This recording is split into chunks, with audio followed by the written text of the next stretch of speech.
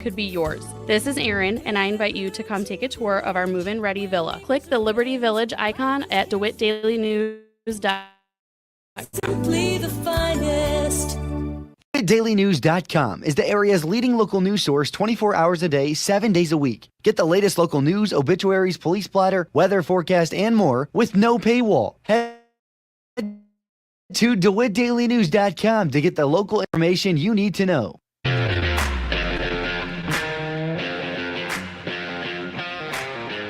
I'm Len Casper, the voice of the White Sox Radio Network. McLean County, tune into the Sox right here on 106.5 FM, WHOW. Brought to you by Warner Hospital and Health Services, Baum Chevrolet Buick, Love It Once More Thrift Store, and Midstate Eye, all in Clinton.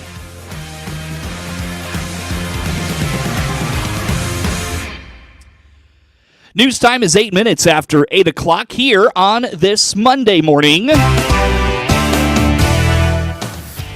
Top of the morning from the newsroom of Regional Radio and DeWittDailyNews.com. I'm Seth Lawrence with this expanded local newscast. We stream to Facebook and YouTube, brought to you by Peterson Insurance, your Pekin Insurance agent in Clinton.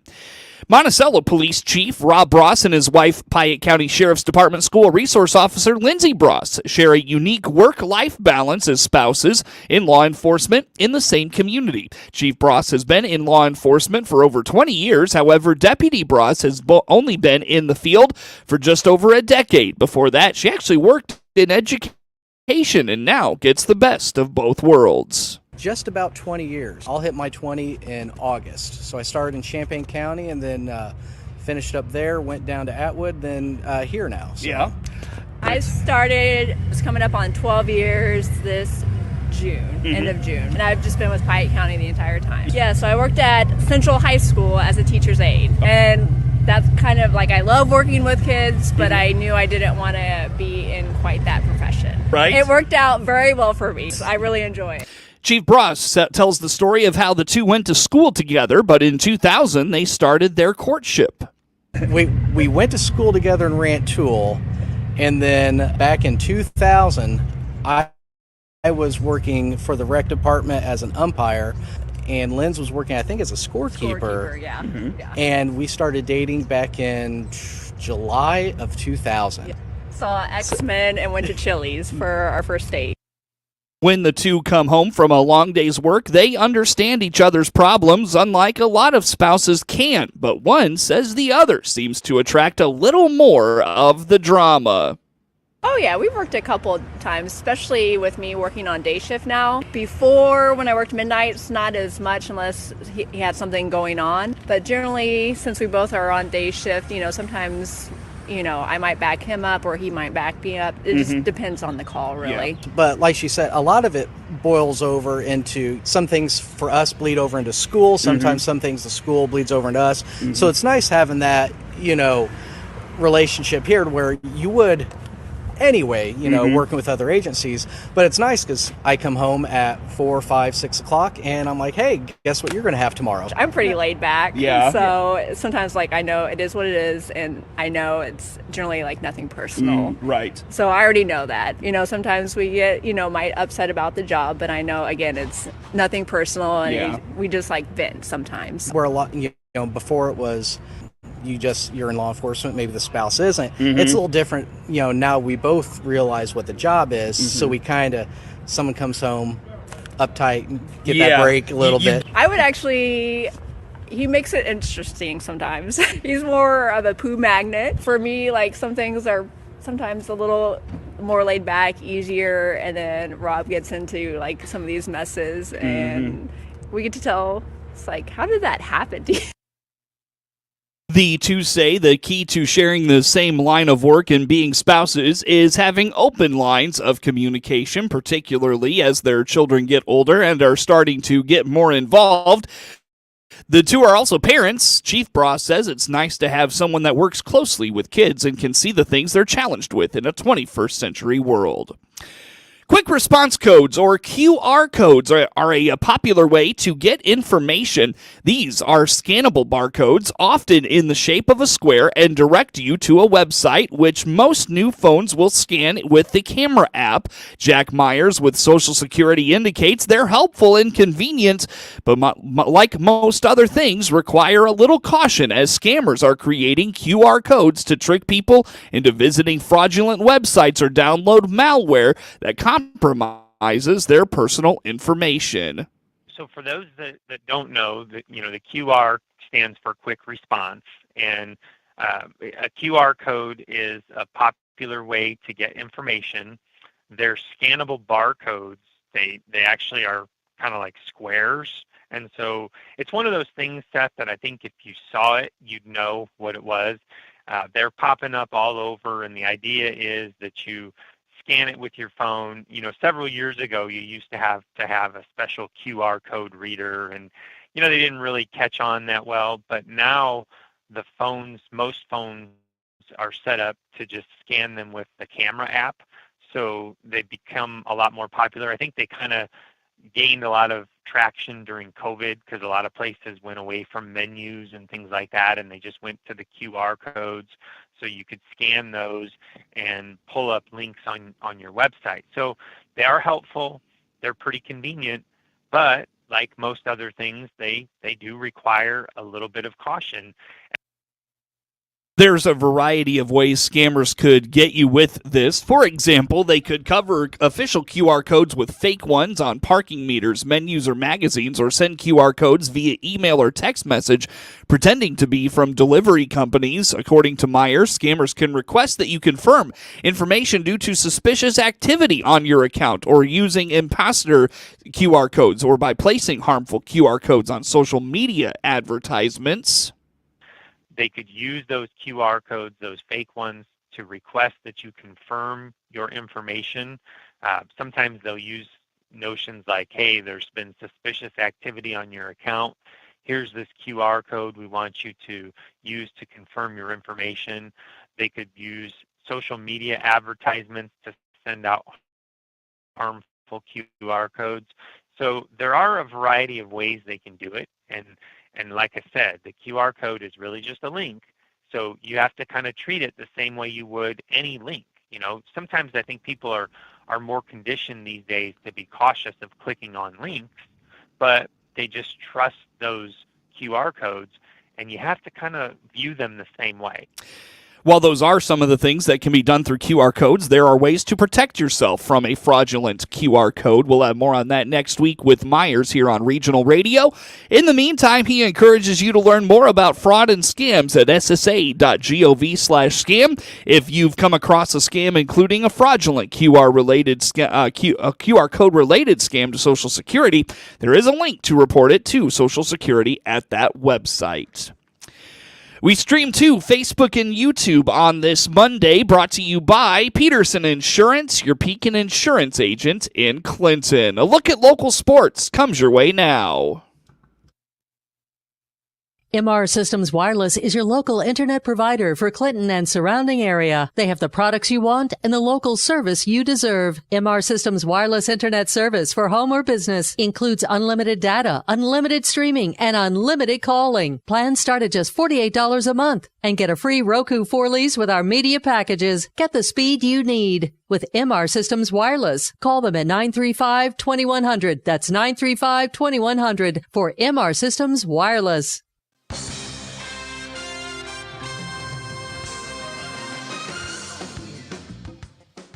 Time now for a look at sports. I'm Seth Lawrence with this report. Strong starting pitching helped Normal Community sweep a double dip with Andrew Tinley Park 6-2 and 3-0 from Normal Community High School in non-conference high school baseball action. In the opener, Brady Bankston allowed a run on 6 hits with no walks and 5 strikeouts. Josh Eisfelter paced the offense with 2 runs batted in, finishing 1 for 2. Caleb Hackman, Riley Hendren, and Owen Kavanaugh had doubles for the Ironmen, Anthony Gura and Lucas Drangwitz. added RBIs. In the second game, Jack Richards was lights out over 4 1/3 innings of shutout ball for Normal. He struck out 3 while issuing 2 walks and permitting 5 hits.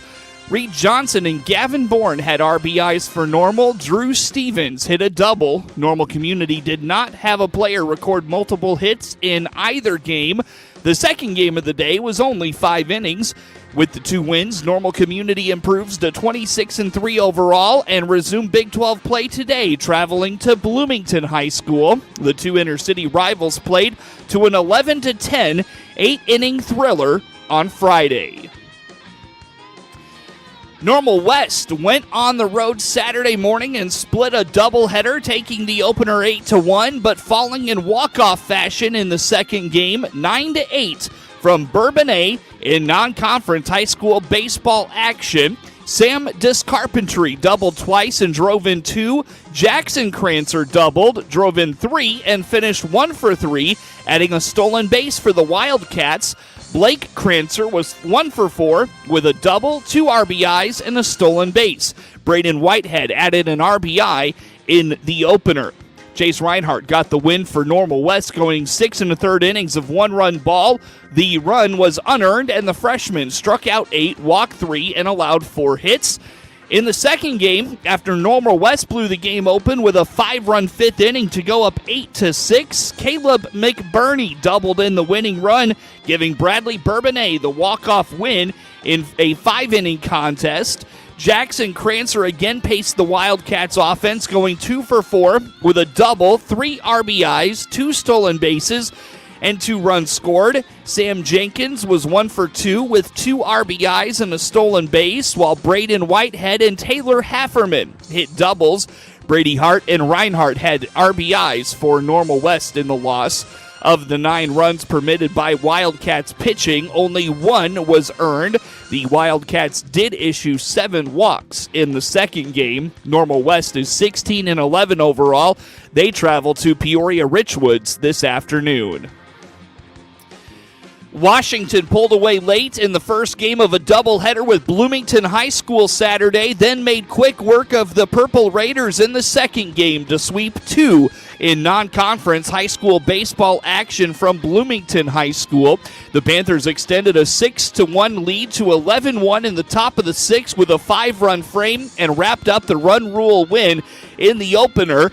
Zach Spittle had the only RBI for Bloomington. The Purple Raiders' defense struggled, committing 4 errors. Washington was paced by Braden Vanderheit, who was 3 for 3 with 3 runs scored in the 9th spot in the lineup. Seth Harmon, Tyler Humphrey, and Jackson Stewart drove in 2 runs apiece for the Panthers. Tyler Didrick allowed a run on 2 hits with 5 strikeouts and 2 walks in 5 innings for Washington. In the second game, Brady Johnson and Zane Schulte combined for 5 innings of 3-hit shutout ball for Washington as the Panthers took the second game 10-0.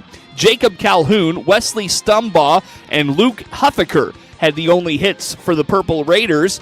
Carter Prina and Tyler Humphrey drove in 2 runs apiece to lead the Panthers offense in the second game. Camden Augustine had 3 hits, while Dylan McGinnis had 2. Washington goes to 16-6 on the year. Bloomington falls to 14-12. Albeit a thrilling game, Bloomington will look to avenge an 11-10 8-inning defeat Friday when they host Normal Community today. Illinois walked off Ohio State with a run rule win at Illinois Field. Brody Harding had a huge day at the plate for Illinois, going 3 for 4 with 2 runs, a homer, and 5 RBIs. Drake Westcott went yard, finishing 2 for 3 with a homer, an RBI, and 3 runs scored. Ryan Moorman had the walk-off hit in the 8th with a 2-run double. Jake Rons got the win in the 12-2 romp out of the Illinois bullpen. The right-hander went 2 2/3 innings, giving up a run on 3 hits and struck out 1. Regan Hall picked up his second win of the season, tossing 3 shutout innings without allowing a hit, walking 1 and punching out 4. Cal Hezja extended his on-base streak to 29 games. The Fighting Illini wrap up their 7-game homestand with their final home games of the season in a 3-game set, hosting Iowa next weekend. Illinois State secured a Sunday sweep over Southern Illinois, 10-5 from Duffy Bass Field in Normal. Senior Augie Rasmussen led the Redbirds with 3 hits and 5 RBIs. Back-to-back homers for the Salukis in the first yielded an early 4-0 lead for SIU, but the 24-22 Redbirds got 2 runs in the bottom of the first on Rasmussen's 12th homer of the season to trim the margin to 4-2. Illinois State would add 3 in the third, with a long 2-run bloop double for Rasmussen and a passed ball for a 5-4 lead. Southern Illinois tied the score at 5 with an RBI single to center in the 7th, but in the bottom half of the frame, ISU stormed ahead with 5 runs on 4 hits, including back-to-back 2 RBI singles to take the commanding 10-5 lead. Southern Illinois, who drops to 26-22 overall, and 9-12 in the Valley, was led by 3 hits from Jake Allgaier. Illinois State, who goes to 12-9 in the Missouri Valley, travels to Chicago next weekend for a 3-game set at UIC starting on Friday. In a game heard here on WHOW, Eloy Jimenez homered and Garrett Crochet tossed 6 effective innings to help the White Sox to a 5-1 win over the St. Louis Cardinals on Sunday. The Sox had lost 14 of its first 16 road games this season. Paul DeYoung added a run-scoring double for the Sox, who won their first road series of the season. DeYoung spent the first 7 seasons in St. Louis from 2017 to 2023. Wilson Contreras homered for St. Louis, which has lost 4 of 5. Jimenez hit his 4th home run of the season off reliever Yovani Gallegos to snap a 1-all tie leading off the 7th. The drive kick-started a 4-run outburst. Crochet allowed a run on 3 hits. He had given up 16 earned runs in his last 16 2/3 innings over 4 starts. He struck out 6 and did not walk a batter. Brian Ramos recorded his first RBI with a sac fly in the 2nd in his first major league at bat. He added a single in the 7th inning. DeYoung, Robbie Grossman, and Gavin Sheets had 2 hits apiece for the Sox. St. Louis fell to 5-14 in day games this season. The Cardinals dropped to a season-low 4 games below 500 at 15-19. The White Sox have yet to announce a starter for the first of a 3-game series tonight in Tampa, while Cardinals right-hander Kyle Gibson faces the Mets and left-hander Sean Manaea in the first of a 3-game series in St. Louis. Gibson struck out a season-high 9 over 7 innings in a 2-1 win over Detroit on Tuesday. Javier Assad pitched 6 sparkling innings, and the Chicago Cubs beat Freddie Peralta and the Milwaukee Brewers on Sunday in the rubber game of their weekend set. Assad allowed 4 hits, struck out 4, and walked 3, lowering his ERA to 1.66. The right-hander has permitted 2 or fewer runs in each of his 7 starts this season. Chicago posted 2 straight wins against Milwaukee after losing 3-1 on Friday. The starting pitchers for the Cubs combined for 18 1/3 scoreless innings in the series, allowing a total of 9 hits. Peralta matched his career high with 6 walks in 5 innings. He allowed 3 hits and struck out 5 on a sunny but cool day at Wrigley Field. It was the right-hander's first start since he was suspended 5 games for his role in a brawl with the Rays on Tuesday. He is appealing the punishment by Major League Baseball. The 21-14 Cubs grabbed control with 3 runs in Peralta's final inning. Nico Horner hit a 2-run double, advanced on a ground out, and scored on a 2-out wild pitch. Dansby Swanson added a leadoff homer in the 6th against Diego Vieira, and Christopher Morel singled home Mike Tauchman in the 7th. Morel went 1 for 1 with 3 walks. Milwaukee put runners on first and second in the 4th and 5th innings, but Assad escaped each time. Oliver Dunn bounced to first for the final out of the 4th, and Tyler Black struck out looking in the 5th. Assad also got help from Swanson in the 1st when the Gold Glove shortstop made a sliding play on a Willie Adames grounder for the final out, stranding a runner on 3rd. Cubs outfielder Saya Suzuki ran the bases and took batting practice before the game. He's dealing with a right oblique strain. Cody Bellinger, dealing with a right rib fracture, ran the bases and was scheduled for some swings, while Cubs right-hander Kyle Hendricks is expected to throw a bullpen. Cubs left-hander Justin Steele is slated to return for the opener of a 3-game series against San Diego tonight. Steele has been sidelined with a left hamstring strain. Yu Darvish gets the ball for the visiting Padres.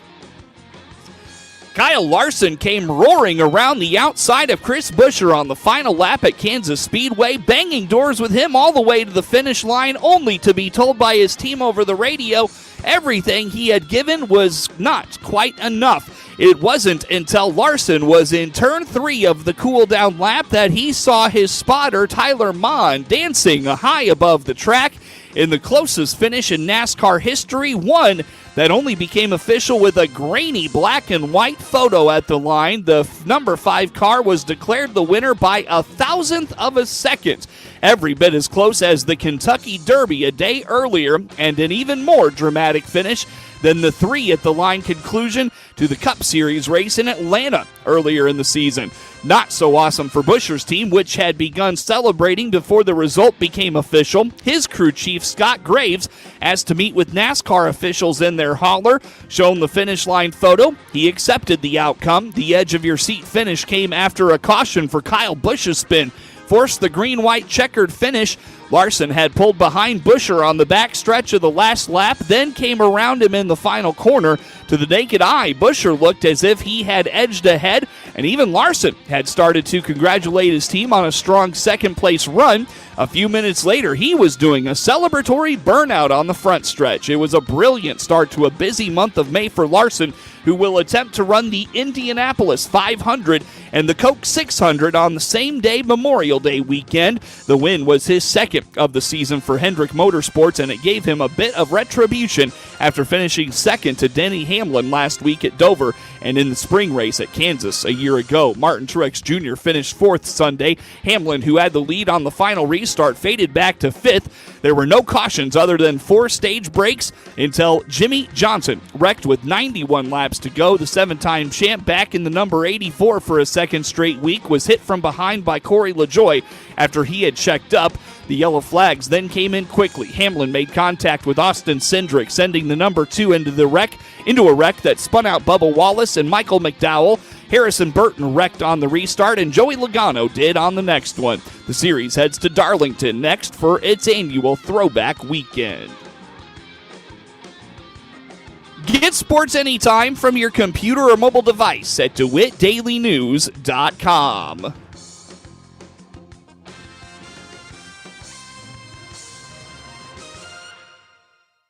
Allergy season is here, and our Warner Hospital and Health Services walk-in clinic inside our family medicine is here to help. No appointment, no problem. Find out more by clicking our icon at DeWittDailyNews.com. Ramey Miller from Run Deep Coaching. Take your power back. I do holistic personal and business coaching. My service is virtual, so we can visit or clicking my icon. With SRN News, I'm Rich Thomason.